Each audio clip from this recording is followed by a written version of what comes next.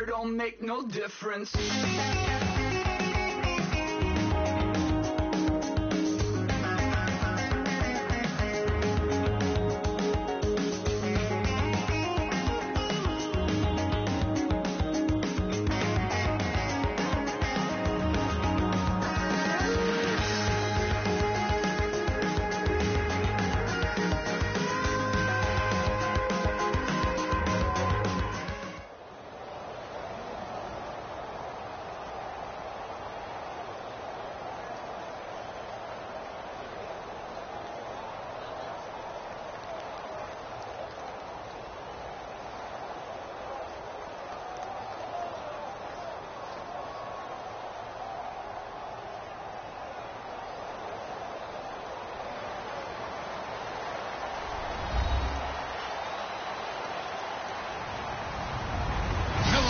I'm Larry Ridley, and this is the NFL on EA Sports.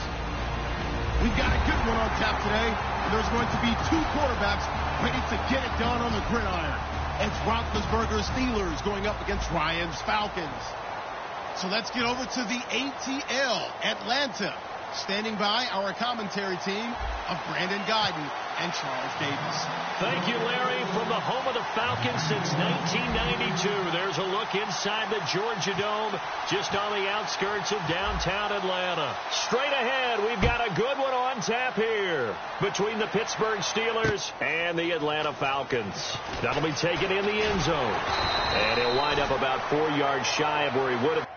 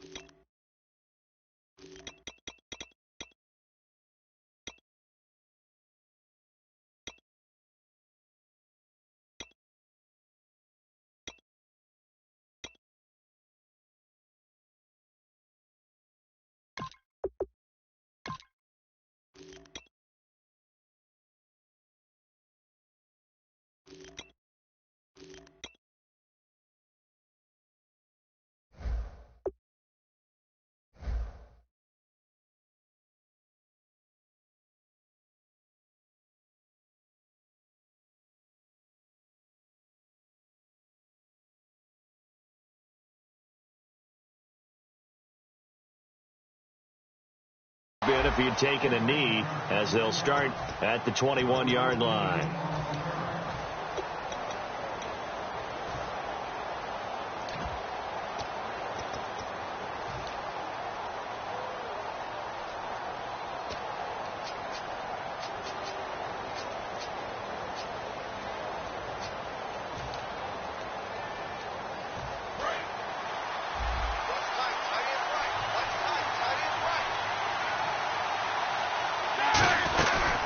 Now a carry for the former Michigan State man, Le'Veon Bell. In 12 regular season games this last year for Bell, averaging over 150 yards from scrimmage. First two games in the playoffs were great, but, you know, getting injured in the final game probably leaves a bad taste in his mouth. Leaves a bad taste. Gives him fuel for the next season, though, because, remember, for the last few years, he hasn't been able to play a full season. For various reasons. Now, going into next year, imagine those numbers over a 16-game season and heading into the playoffs.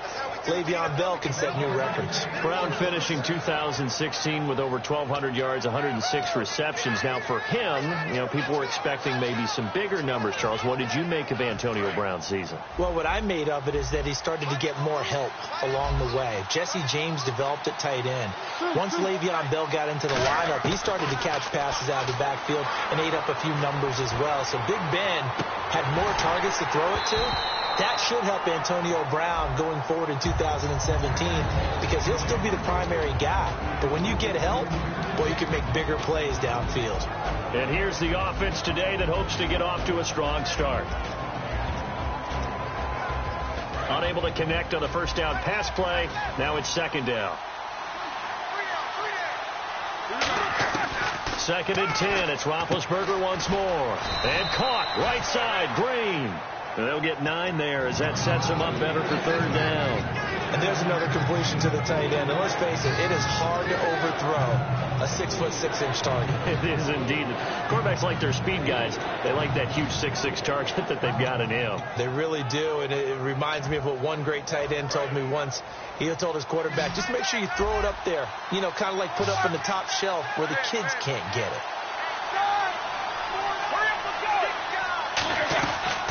The first carry now. This is Williams. It's a gain of 3, and it gets him the first. Everyone understood their role on that play. 3rd and 1. You know, the defensive guys, they're trying to get down and get low and get leverage on the offensive lineman, but they didn't allow that to happen. They created a crease and allowed him to get through for a first down.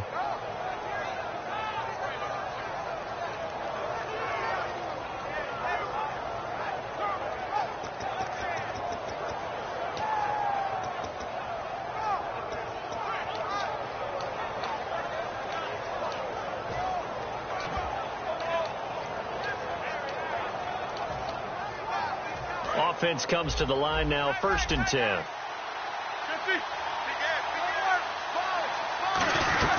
Back to the ground, this time with Bell. Try to find a lane, but instead he'll get back to the line of scrimmage and no more. Here's a look at the young Atlanta Falcons, although next year, obviously, everyone will be a year older. So rookies like Deion Jones, Keanu Neal, Devondre Campbell, an extra year. Well, they're only a year, but a year under their belt now to get better. They're just young and growing, aren't they? I mean, I expect their play to continue to accelerate and elevate. And think about the building blocks they had in front of them. Second-year guys in 2016 who had big years. Grady Jarrett, a monster in the Super Bowl, tied a sack record in that game against New England. And Vic Beasley led the NFL in sacks for the regular season with 15.5 and also had 6 forced fumbles. It's been a 7-play opening drive, and this is 3rd and short.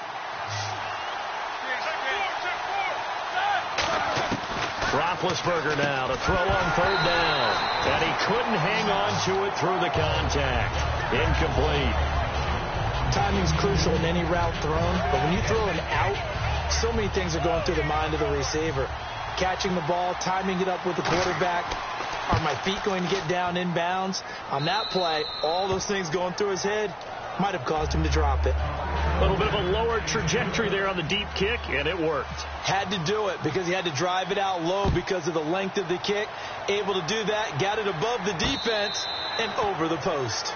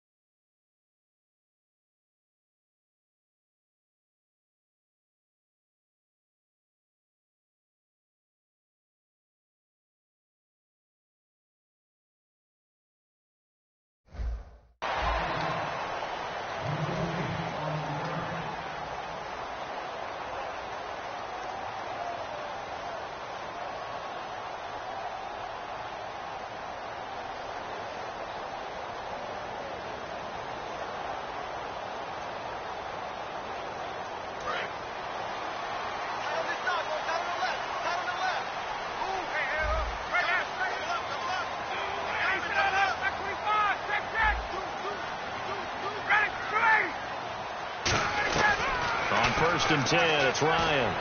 And it's complete to Jacob Tamme. And they're going to get this one all the way out across the 45. It's a pickup of 21.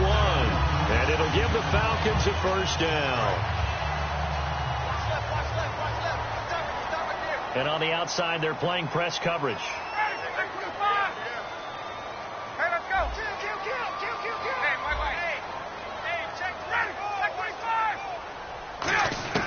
Throwing now, Ryan on first down.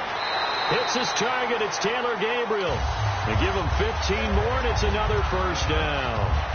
Never make the mistake that the slot receivers, especially the little guys like we're watching here, are just quicker than fast. A lot of them combine quickness and speed, and they catch a lot of footballs, as we just saw there. Mike's 50, Mike's 50. Go, go, go. Hey, Tuesday.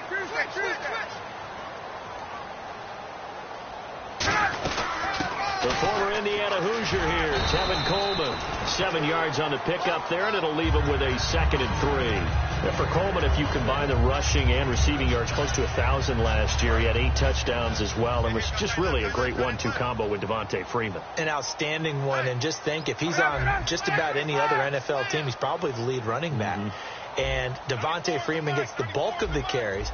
But Coleman, when he does get his hands on the football, he really produces a big way, speaking of the numbers you just gave.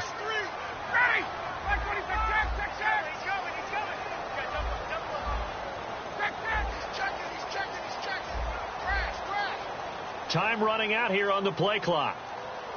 Now with the play clock down to 2, we're going to get a timeout here. They'll have 2 remaining as we step aside here in this first quarter.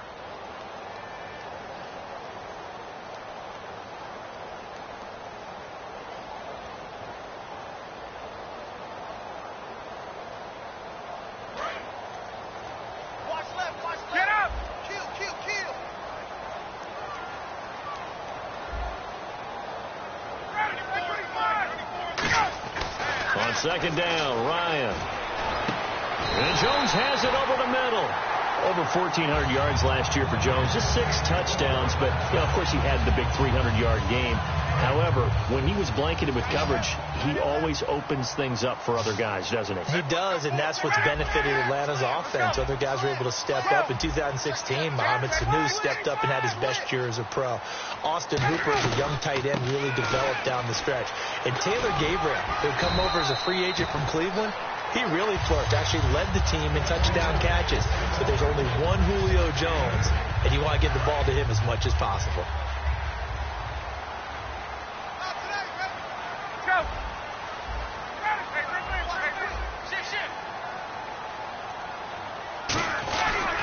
They stay on the ground. Again, it's Coleman.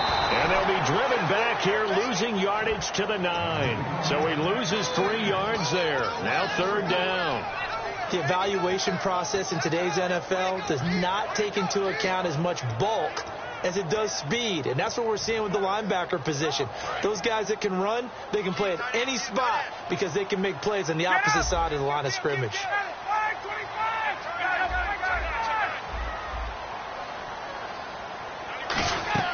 A fake to Freeman. Now it's Ryan.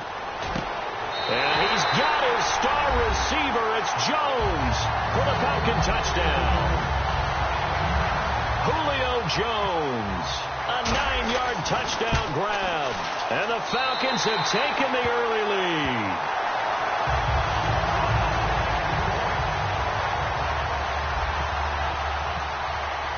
And after the touchdown, here's Bryant now to kick it away. This is taken about 7 yards deep. And he's able to get it across the 20, but not by much, as he's marked down at the 21-yard line. The Steelers offense now, they get ready to head back on the field. And fortunate to get points on the board last time. They had to hit a really long field goal to do so. The kickers in today's game are so good and so skilled and hit from distances that we almost start to take them for granted. And we can't do that. That's a long field goal that they got 3 points out of. They've got to feel good about that, and they've got to make sure they love him up because he's helped them out. Yeah, now we'll see if that offense can put 6 on the board here. We'll see.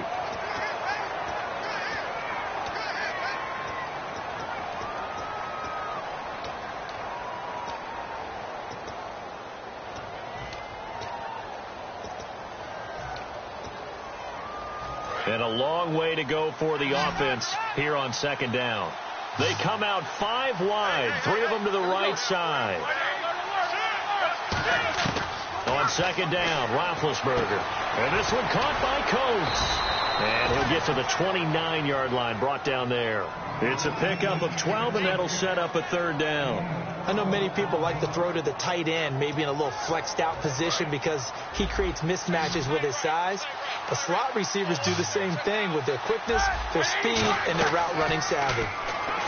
Roethlisberger trying here for Bryant, and it's intercepted. A great read, and it's picked off. And the return stops at the 39-yard line. Here comes the Falcon offense now as they get set to take over here. And that last drive, a long drive, but not just that. They had a great air attack going. Do they stick with that? I would think that they would, because if they were confident enough to do it on the last drive, starting backed up in their own territory, why would you change anything? They've got to be confident about what they're presenting and continue to do so. Yeah, because the secondary, they really look clueless. And that was amazing because that drive went and went, no adjustments and no big plays by the defense to knock the ball away.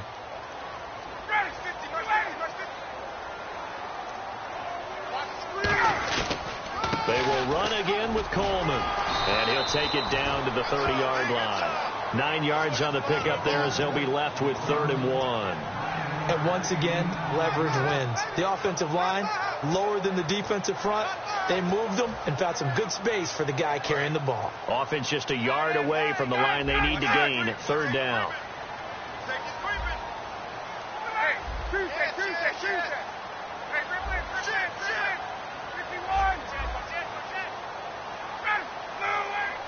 The slot man in motion right.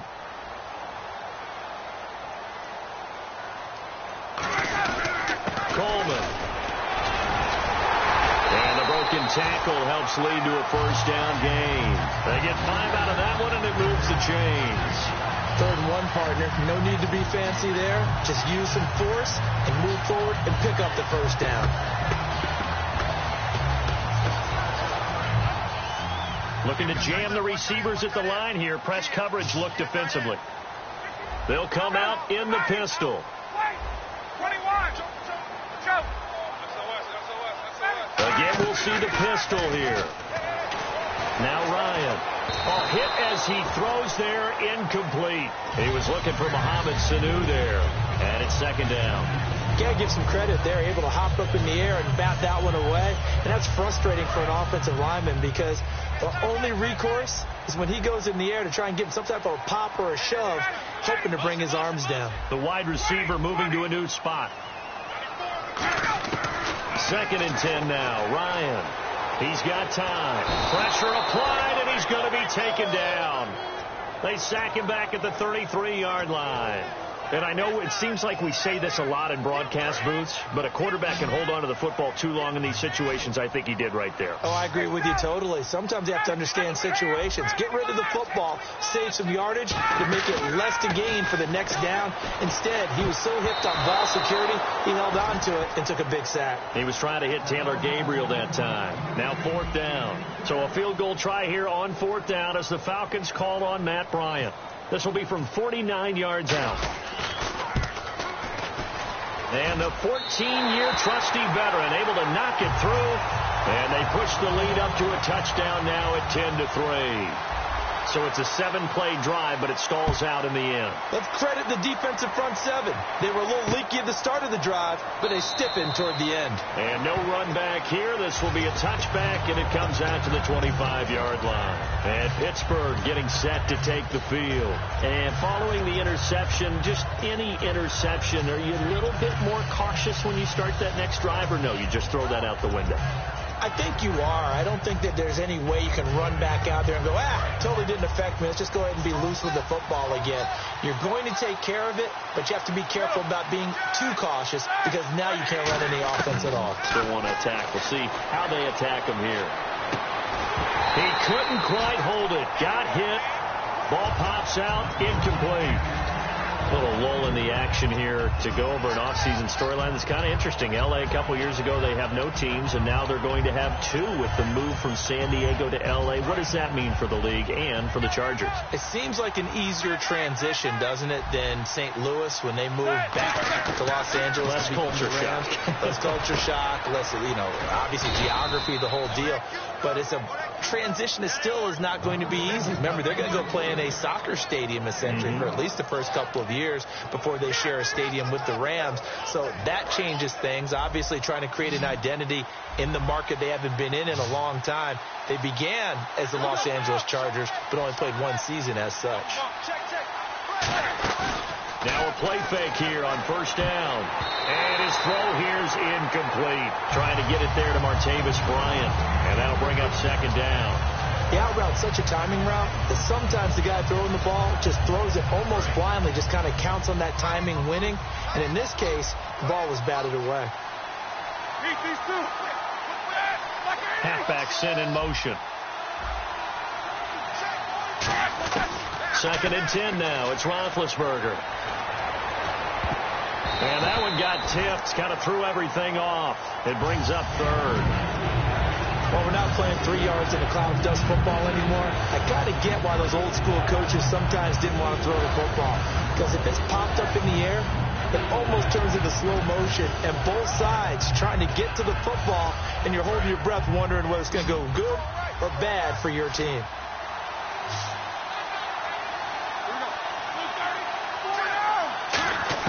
On third down, Roethlisberger. And he'll be hit as he releases it, and that'll fall incomplete. Third down is a down. Both sides know they absolutely have to win. And the name of the game for the defense is pressure on the quarterback. But pressure on the quarterback with contact, that's how you end up winning it. He gets this away. It's a good one, drawing toward the sidelines. And this will be out of bounds, and they spot it at the 15-yard line. Not too bad. And here now come the Falcons. And they split the uprights last time for 3. They've got the lead. They're not going to play this conservative. They're not hoping for another field goal. They're hoping for a touchdown. I'm with you on that one. I like where your head is. I like the way you're thinking because you're exactly right. Trying to sit on a lead and play that way, that doesn't work too well for most teams. Run your offense. Run what you do best. Exactly. Put it all the way down and try to increase your lead in a big way. And the best way to do it, touchdowns. And Charles, I know Ryan Shazier, who made that tackle, a youngster you like a lot. I love him, and I liked him a bunch coming out of Ohio State because the more this game leans towards speed and less on bulk, that's where Ryan Shazier excels because of his ability to run down plays. If anything goes away from him, he'll chase it.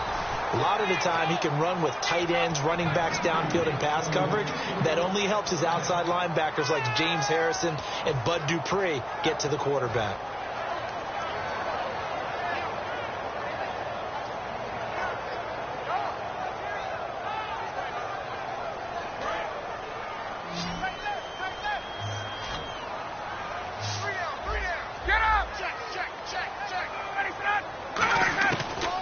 Third down, Ryan. And this is caught on the sideline, but no, they'll say out of bounds. He caught it, but was not in bounds, incomplete.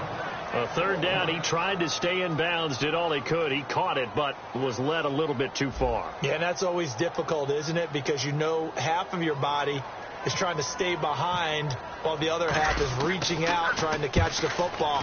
The top half worked. It was the bottom half that was in question. And this punt goes out of bounds, and it'll be marked inside the 40. And Pittsburgh getting set to take the field. And a tight game after punting last time. See if they can get something going on this drive. As they head to the field now, with the game this close, you've got to feel there's a sense of urgency for them going on offense right now. But they have to do it without letting panic creep in and affect their play.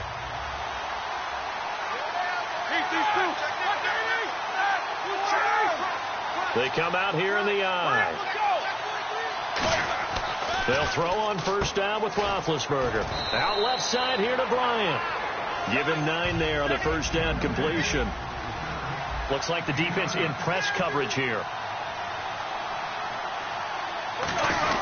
Here's the fullback. This is Roosevelt Nix. And he'll be brought down just shy of midfield at the 49-yard line. A minute 57 to go in this first half. We're back to Atlanta right after this timeout. So the run moves the chains, and here we go on first down.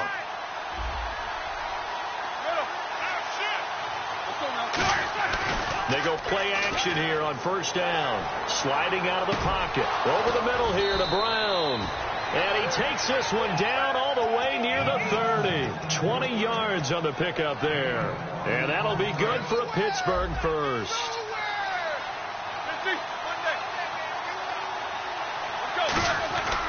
Roethlisberger with a give to Bell. And he's going to fight his way forward here for a modest gain. 5 yards is the tally on first down. That brings up 2nd and 5. And that's exactly what you want on a first down run. Pick up 5 yards, bring up 2nd and 5. The defensive line, though, they've got to figure out a way to out-leverage the guys up front because the offensive line is winning at the point of attack.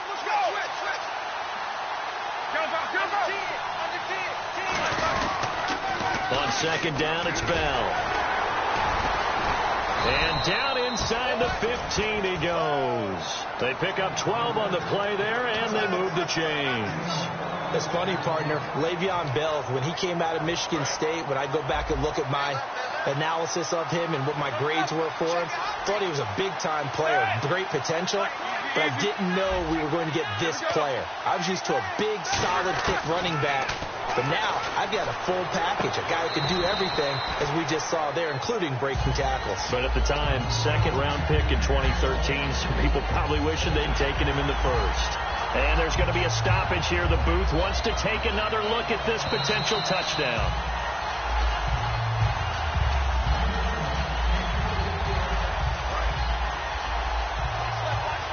They had to go to the monitor, get an extra look. That's what the technology is for. And this touchdown will count. And caught in the end zone. Touchdown, Steelers. Sammy Coates from 13 yards out. And the Steelers are an extra point away from tying this thing up. And he'll put it through, and that evens us up at 10 apiece. So we're right back where we started, all even as the kick's away. And no return on this one as the fair catch is signaled for and taken. Atlanta now coming out on the field. And on the last go-around, they really couldn't get anything going. They had to punt from deep inside their own territory, which means they're going to lose the field position battle as a general rule. What they're looking for now is a little more consistency, move the ball at least a few times on offense, get a couple of first downs, and hopefully flip the field. Yeah, just something to build off of. That's what they're looking for here. And Brandon, I think Mohamed Sanu had a nice career while he was in Cincinnati, but he really elevated in 2016 in Atlanta. The most catches for himself in a single season. 59 of them, 4 touchdowns. Really a nice compliment to Julio Jones, that he was a nice compliment in Cincinnati. I don't want to say he's not a number 1 receiver, but he plays that number 2 slot well, doesn't he? He does, and I think it's because of his versatility. He can play in the slot. He can play out wide. They can use him as a wildcat quarterback. He has thrown passes in the NFL. In fact, going back to his days at Rutgers, I think he threw 18 passes while he was at Rutgers, so you never know what you're going to get when Mohamed Sanu has his hands on the football. A fake to Freeman. Now it's Ryan. A 50-50 ball here, and it's intercepted. A great read, and it's picked off. And a potential turning point as they'll get the football in very good field position late in this first half.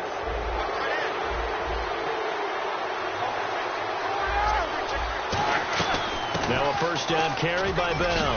And he's going to be brought down at about the 33-yard line. Now whistles come in. We're going to get a timeout here by the offense. It's just their first, so they'll have 2 remaining here before we get to halftime.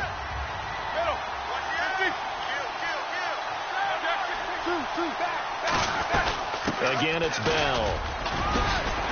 And not much running room. Down to the 32. Only a yard on the pickup, so a good situation on 2nd and 2. It's now 3rd and 1. Now hold everything here. We're going to get a timeout by the offense. So as they take it over, we step aside. So with 2 ticks left here in the half, on is the field goal unit. He was true on his first. This a tough one from 49 yards away. And Boswell's kick is good. Time for a break. We've hit halftime. 2 quarters down. 2 still remain. We step aside. This is the NFL on EA Sports. So both teams have their marching orders, and we'll get going again here in quarter number 3. And a fair catch signaled for and taken successfully. Now the Falcons offense, they get ready to head back out here. They're down here, but very much in this game. What's the tonality of a coach's talk when a game is within striking distance like this at intermission? typically what they're doing is emphasizing the things that went well in the first half and wanting more of that. Sure, you've got to go over some of the errors and clean up some things because there's a reason you're down. But overall, I think they want to stay positive, stay up with this team. We're just starting the second half, and we've got the football. Let's go ahead and punch it in, and then we'll take it from there. See how that recipe works. Shift together here from the D-line. They run the play fake to Coleman. Now Ryan. The left side completion to Jones. It'll go as a gain of 12. And the Falcons are going to get a first. As if he didn't have enough to think about on that route, the comeback route, coming back to the football and catching it, decided to make sure he toe-tapped and kept himself in bounds. And that was spectacular, but on the comeback route, maybe a little easier to deal with the sideline since you've got better vision of it? I think that's a great point because you should know exactly where you're going and know how much space you have and make sure you get your feet down. But, yeah, coming back to the football, I like it. Good vision.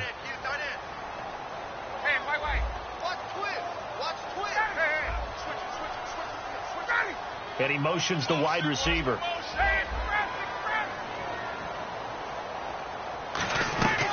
They'll run it now out of the gun. And able to push his way forward here for a good little gain.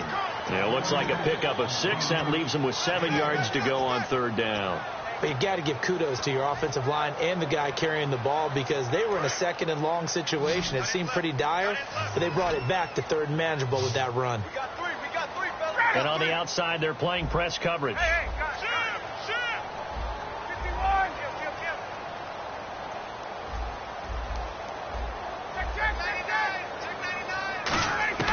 From the gun on third down, Ryan. Finding Gabriel complete. And he's able to get the first here as he's taken down at the 25. In recent years, the slot receivers really gained stature in the NFL because they could do so many things. Yes, they can line up wide like your normal wide receiver, but to have that kind of courage and toughness to run routes in the middle of the field and become dependable targets for their quarterbacks and move the sticks, those guys are worth their weight in gold. Here's Ryan. Sanu with a grab over the middle. And eventually brought down, but it's near the 5 at the 6.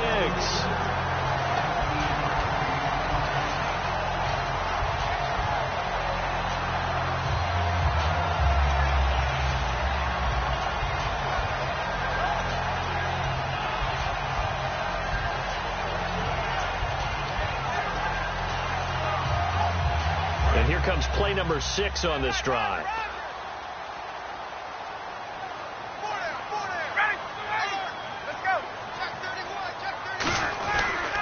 Coleman now. And he's going to be met at the line of scrimmage and taken down. It's a loss of a yard there, and now second down. Well, it's been the air game that's taken them down on this drive before they finally turned around and handed it off on the last play. And now they're looking for the big boys to get him in the end zone. Couldn't do it there. It'll be interesting to see. Offensive lines had to pass block a lot on this drive. Will they be able to revert and fire out and create some space in the run game? Here's Coleman. And his rough afternoon continues. He's going nowhere again. Only a yard there, and that'll bring us to 3rd and goal. Tough day, tough sledding right there, and it's been that way the entire game. Not a whole lot of room to ramble for him. Yeah, you're right. It's been that way all afternoon. Didn't get a whole lot better there.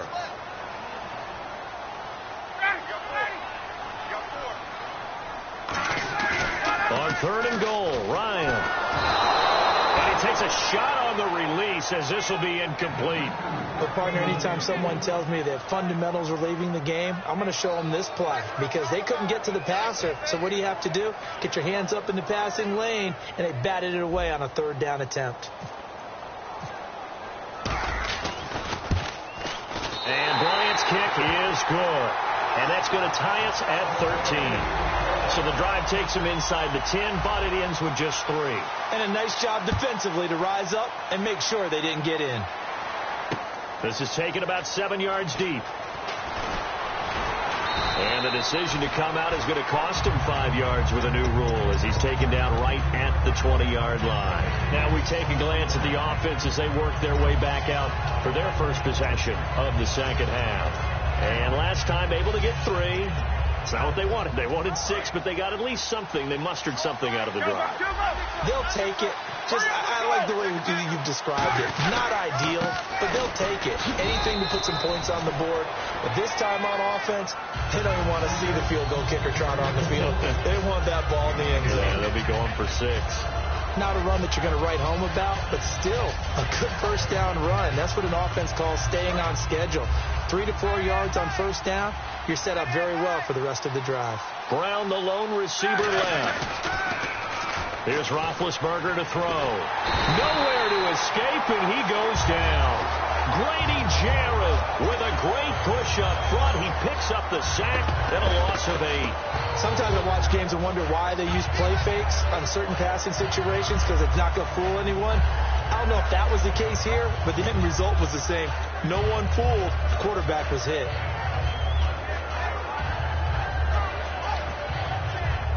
And the defense will try and pin their ears back and get pressure again here after the sack. It's third down. Looking to jam the receivers at the line here. Press coverage look defensively.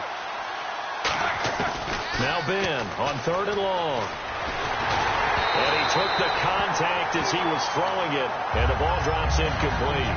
Putting pressure on the guy throwing the football is always good, but when you can couple that with contact on him that leads to an incompletion, as we just saw there, that's winning football. Here's Jordan Berry now, standing just outside his own goal line.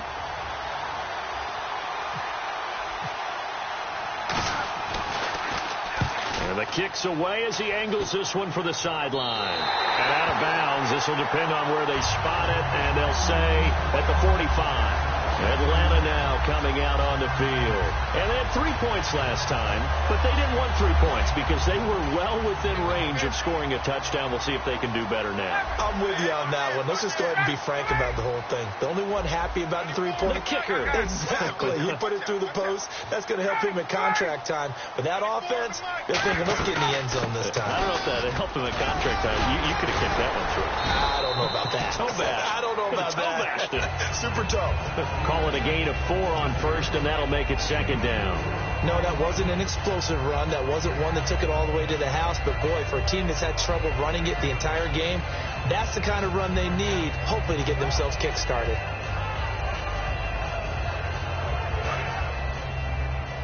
Possible run anticipation here as the D-line sandwiches together.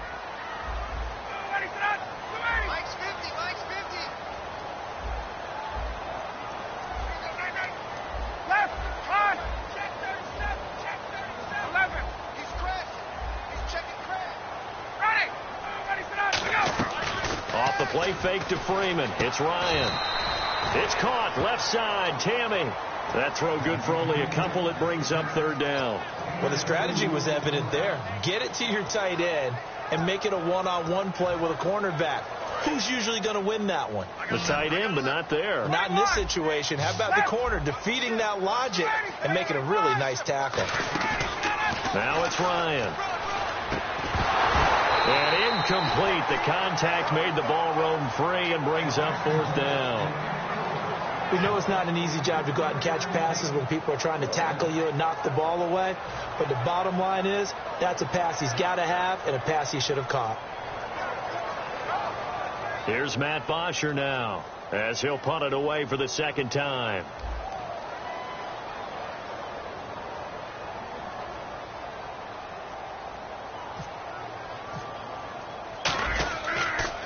He gets it away, and I think they'll smartly play keep away here from Brown. And they'll play keep away from the returner as this one will be marked out of bounds at the 13-yard line. Pretty good spot. And the Steelers set to take the field. And they're coming off a 3-and-out, my friend. I think they've got to look at that play sheet and go to a spot that they haven't gone before.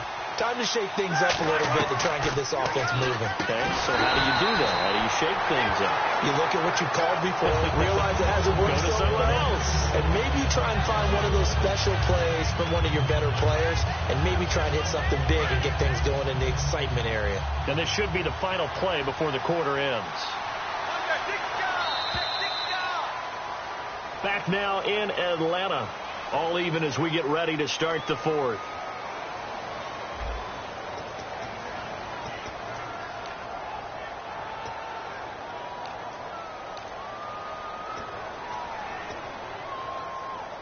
And the offense behind the chains here, a touch on 2nd and 11. On 2nd down, here's Roethlisberger. Out left side here to Bryant. They'll wind up getting 10 back as that sets them up for 3rd down. An ex-teammate used to tell me all the time, I hate experienced quarterbacks because no matter what, you really can't hide what you're doing. And I think that right there, he knew right away where the blitz was coming from, where his primary guy was going to be, and he ended up going to a secondary target for a nice game. I was just going to ask you, that wasn't the primary target. He's so good at that, isn't he? I think he knew right away that he wasn't going to get to his primary guy. I think he read that as soon as he got to the line of scrimmage, knew where the pressure was going to come from, and said, I know how to beat that. And that's what he did.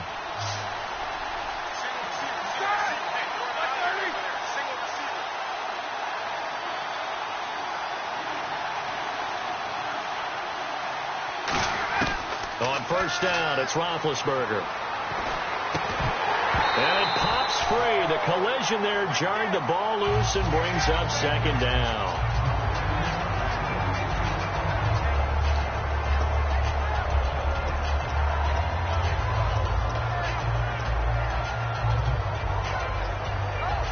So the incomplete pass brings up 2nd down. Looks like the defense in press coverage here. 2nd and 10. It's Roethlisberger once more. Looking for his running back, and he's got it. And he'll get it up to the 33-yard line. 5 yards on the pickup, and that's going to bring up a 3rd down. I'm going to show my age here a little bit. We used to talk about running backs catching the ball as safety valves. Nowadays, they're a big part of the passing offense. Quit acting like you're so old. You're only 65. Ben to throw again. Over the middle here to Coates. 2 yards is all they'll get on the completion. It's 4th down. So much about this game is just understanding situations and then having to execute, isn't it? Guard the 1st down sticks. Don't let them get there. And they've rallied and made the tackle. He finds Coates complete. Call it a pickup of 7.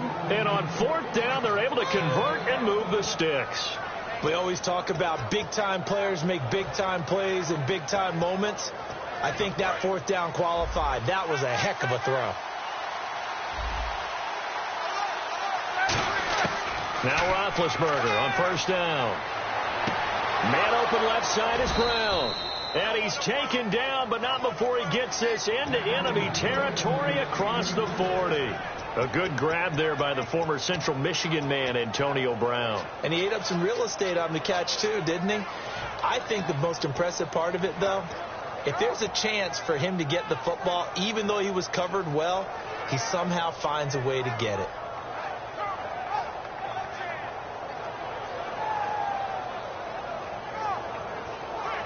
And now a 1st down following that long gain.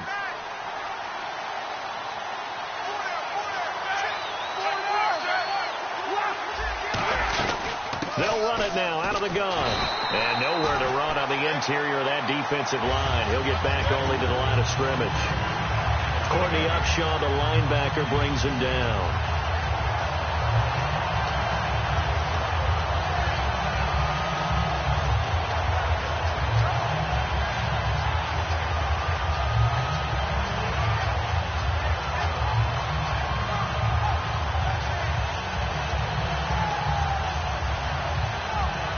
And the 8th play on this drive coming up. And the D-line pinching together, must be expecting the run. On 2nd down, Roethlisberger. Brought in by Coates. That catch good for 5. It's 3rd down.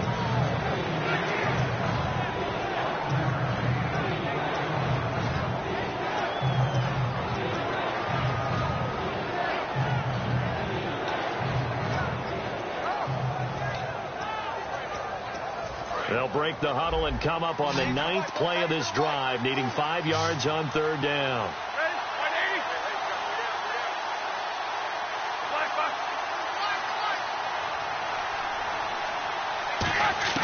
From the gun on 3rd down, it's Roethlisberger surveying the field. He gets it to Brown, complete. And he's going to get the 1st down here as he's taken down at the 22.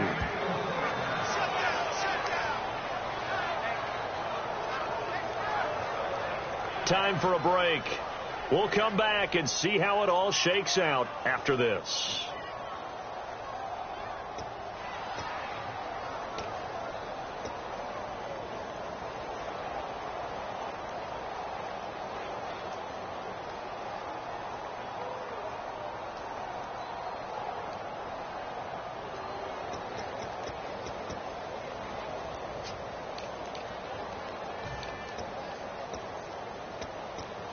Just play after play after play on this long drive for the offense. They'll go back to the ground with Bell. And he'll at least get him inside the red zone here, down to about the 19. A gain of 3, second down. Partner, we know today's NFL is really built around the guy throwing the football.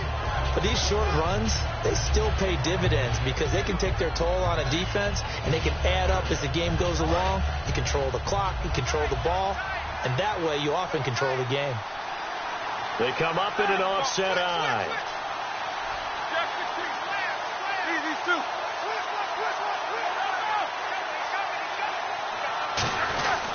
They'll go again with Bell.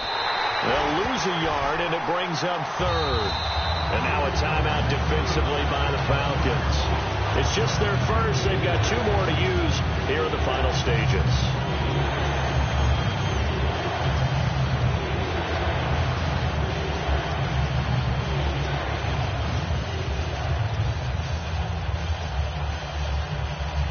And the seemingly endless drive continues. And on the outside, they're playing press coverage. On third down, here's Bell. Call it a gain of 3, and it'll bring up 4th down. And the Falcons going to use another timeout. That'll leave them with just 1 remaining in this 4th quarter of play. So here we go. On now is the kicker, Chris Boswell. This for the lead in the final stages. And Boswell's kick is good. And with a little over a minute to play, they have taken the lead. Now then, it's a big kick right there to give them the lead in the 4th. But, Charles, there is still time left for a final drive. Brandon, you know they would have liked to take the clock down just a little bit further, at least under a minute or so, but this was not over yet, especially since they just need a field goal. Here comes the Atlanta offense now ready to take over here. They're only in need of a field goal, a decent amount of time on the clock. So tell me if I'm wrong. You don't have to be too panicked here. No, not at all. And he can't get a throw off. He's taken down. What a huge play at this point in the game. Man, he got in there so quickly, Charles. What could the offense have done to adjust and account for that? But what you're hoping is that you figure out and you see and get a clue that maybe there's going to be some pressure coming at you, and you change the blocking schemes. Maybe you go to max protection. The biggest one is maybe you bring your running back in to try and keep you clean. But in that case, that didn't happen. 0 accountability, and a sack resulted. And incomplete there. A nice hit. Jars the ball free and brings up 3rd down. Oh, man, for him to be that wide open and drop it, sometimes you have just too much time on your hands, right? You end up thinking way too much, and your hands get shaky. And, yes, he's a tight end, but that's a catch he should have made. And, a crusher there as it's intercepted. A great read, and it's picked off. And his guys will take over at the 30-yard line. Now the Steelers offense gets ready to get back onto the field. They have the 3-point lead. Defense did their job. Now, late game, although it looks good, you know the coaches, they haven't counted this as a victory yet. I agree with you totally. Big applause for the defense, but no one is taking their headset off on the sidelines. They don't believe this game is over. The offense has to close this one out by taking care of the football. They'll try to close it out now.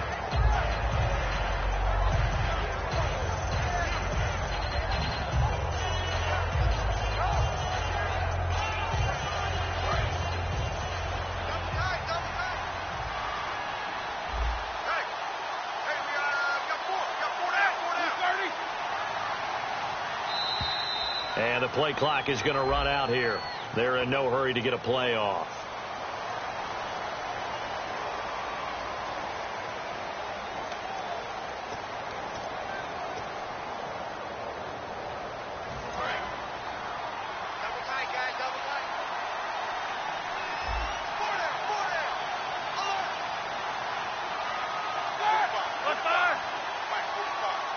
And the knee is taken for the Steelers out of the victory formation. A road win in the National Football League. Charles, you never take that for granted, no matter who you're playing, no matter where you're playing. You take it and you run with it. And you know you primed the pump all week in your own home facility. No one thinks we can do this. Only people who believe are right here in this room. And then you go on the road, band together, and get it done.